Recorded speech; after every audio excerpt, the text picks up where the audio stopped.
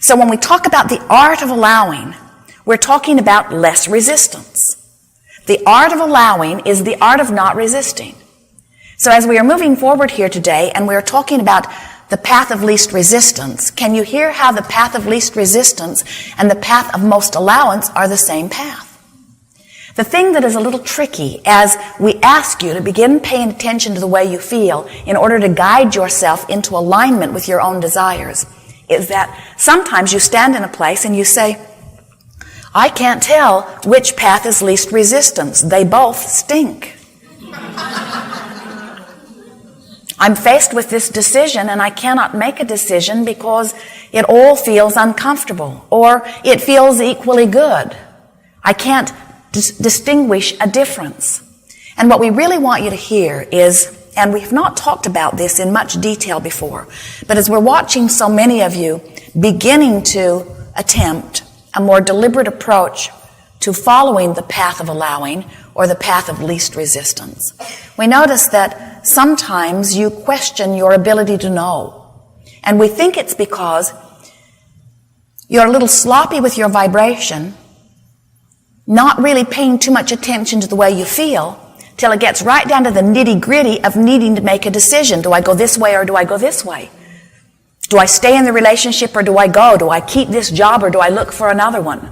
Do I turn this way or this way? Do I eat this or do I eat this? And what we want you to feel as we are moving forward here today, that the path of least resistance, at least for the first 30 days of your diligence upon it, is a thought path. It's a thought and feeling path, not an action path. Let the action just sit where it is for a while. Don't make any strong decisions for at least 30 days until you've got a sense of what following the path of least resistance really is about. Now here's what we mean by this. You all know, or most of you are really becoming familiar with this business of law of attraction. You get it, that what you think about, you offer a vibration about, and as you offer a vibration about it, you are inviting it into your experience.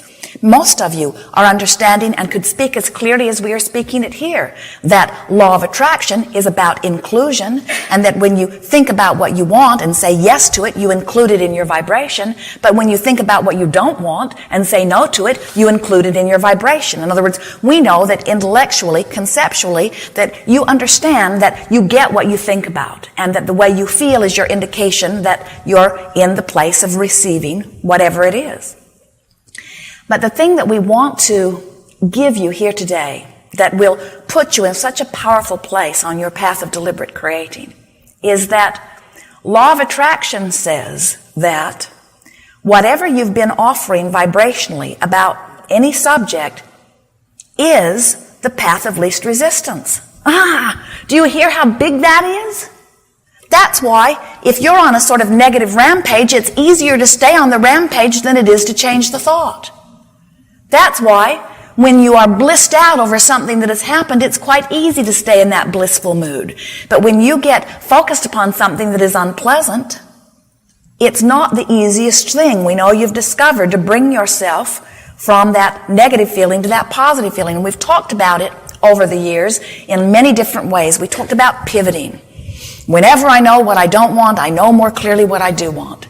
And it's easier for me to make the statement of my desire of knowing what I don't want from my place of knowing what I do want, just like it's easy for me to make my statement of what I do want from my place of knowing what I don't want. The contrast helps me make those distinctions.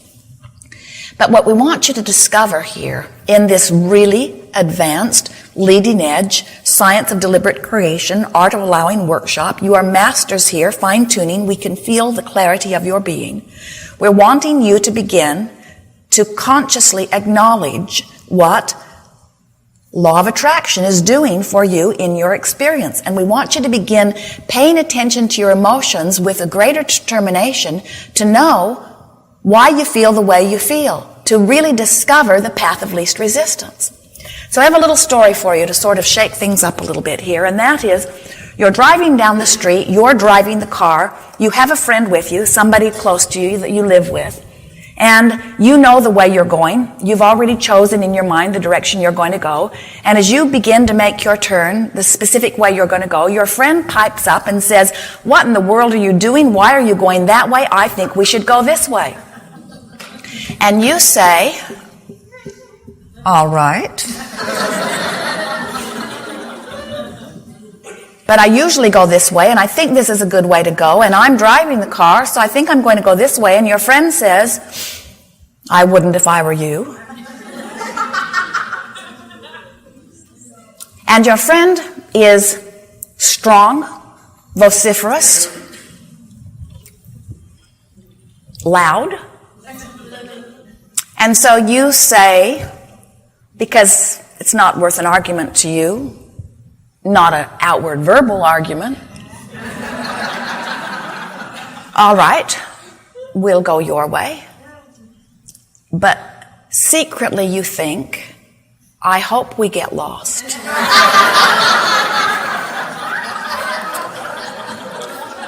Now, the reason that we're telling you this story is we think in this example, who you really are and what you really want has not been recently activated within you. Because if your true intent for having a nice drive were activated, you wouldn't, the path of least resistance wouldn't feel like, "I hope we get lost." In other words, the reason that you hope you get lost is because you don't like being made out to be the one who is wrong. You don't like being made out to be the one who is not wise. There are less important intentions sort of on the activated table here. And so you got to admit, under those conditions, it does feel better to hope he's wrong than to accept that you might be. It does feel better for him to lead you down a blocked path than for you to have led you down a blocked path. So you're hearing Abraham say, "Follow the path of least resistance." And you're thinking, what in the world is the path of least resistance here? It doesn't feel good to wrestle him to the ground and kill him and go the way I want to go. Nor does it feel good to let him assume that I don't know what I'm doing and go the way that he wants to go. What is the path of least resistance? And we say, oh, when you're out here on this sort of petty, insignificant edge, it's very difficult to really determine the path of least resistance. But if you have been activating that day your appreciation of life, your appreciation of your relationship, your appreciation of your ability to find your way, if you're tuned in, tapped in, turned on, then the path of least resistance is easy. In other words, it really would not matter which way you turned or whose advice you took. The path of least resistance always feels like, I love this person. The path of least resistance always feels like, I honor this person. Even if this person in this moment isn't honoring me, we promise you the path of least resistance is that you are honoring the other. Are you getting a sense of what we're talking about? If you have taken the time to meditate recently, even that morning, if you've been basking, if you made your short list of positive aspects, if you did some basking and dreaming over your coffee and donut that morning, if you have been in this place that you are tuned in, tapped in, turned on, if you are in alignment with well-being, and this friend pipes in and said, let's go this way, you'd say, maybe you would say, let's go the way he says. Maybe you wouldn't. But in any case, the path of least resistance would be more obvious to you. You can feel when you get off of it. So what did we just say to you? We're saying that the path of least resistance is the vibration that is the most activated. That's why the loudest one almost always wins the argument. That's why the strongest one, the biggest one, almost always wins in these petty little peripheral arguments. But when you take the time to tune into the source energy that is really you, then it doesn't really matter which way you go. You could go which way anyone pointed out, and the universe would still yield to you a path of least resistance. You could go that way with love in your heart and discover things you've never seen before. You might even find a path that really is ultimately better. You might see flowers blooming. You might see a new house that you've been wondering about. You might see a business that you've been looking for. You might meet someone in traffic that you've been wondering about. In other words, all kinds of things open to you. It turns out that every physical direction that you go is and can be a path of least resistance if you are vibrationally open to the well-being that your source knows about. You can't take a wrong turn when you're in sync with who you are, and you can't take a right turn when you're not. So what we're wanting you to hear is the path of least resistance is the path that is known to you by the way you feel. It's not which way do I go. It's not do I stay or do I go. It's not do I take this job or do I take this job.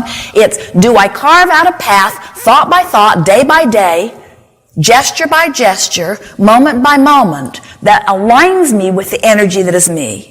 Or do I find myself trying so hard to please this one and that one and this one and that one that I lose my compass and I don't know which end is even up relative to the path of least resistance? Path of least resistance always feels good. And the thing that is tricky with so many of you, you say, Abraham, the path of least resistance makes me worry that I might end up being a doormat. If I don't stand up for myself, if I don't say what I want, then won't people take advantage of me? And we say, it's not possible. When you're in alignment with the energy of your source and you are always following your bliss, following your joy, following the thought that feels best, then those action paths just begin to unfold magically before you. Amazing things begin to happen. People who are watching you can hardly believe the well-being that you are living. They want to know, what are you doing? And you say, really, I'm not doing as much as you might think. I'm just working to align myself with well-being. It's more thought work with me. It's more about controlling my mood. It's more about choosing things that feel good than it is doing anything. I sort of let the doing take care of itself. Doing just sort of opens before me. Obvious paths begin to unfold where the doing is sort of a non-issue. I just find myself being swept by the current. My real work is in my moment to moment choosing of the thought that feels best. So, you really got that, didn't you? Path of least resistance always feels good, but you got to practice it in terms of thought and feeling quite a while before the action path becomes so obvious.